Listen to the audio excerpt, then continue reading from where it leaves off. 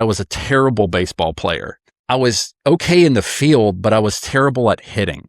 And I remember this one game, we were going back and forth on the scoreboard. Both teams would kind of get the lead, and we were kind of changing in the bottom of the ninth. And we are down by 1 run.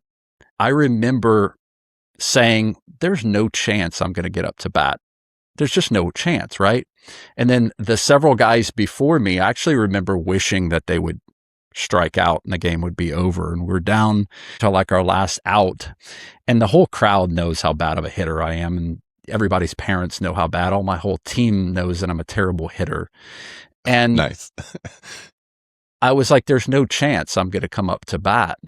Of course, the guy right before me gets a cheeky little hit, bases loaded, and 1 out left in the game, bottom of the ninth, down by 1, whole bases are loaded. So I remember our coach told me, he said, Jamie, go up, just take a swing at the first pitch. I couldn't have hit that ball if it was the size of a beach ball. I really couldn't. I was a terrible hitter. And then I remember just like taking pitches for the rest of that time at bat. And I even got to a 3-2 count.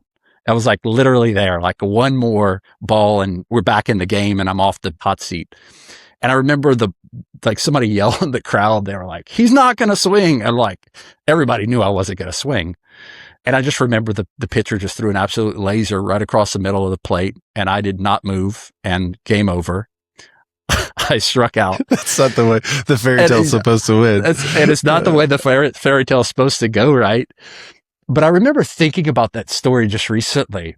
And obviously I didn't play much baseball after that. But how many of us are just up there taking pitches and hoping that some chance we get a Zillow lead that closes, or by chance somebody walks into an open house and buys it, or by chance we get some amazing opportunity just by being licensed as a realtor?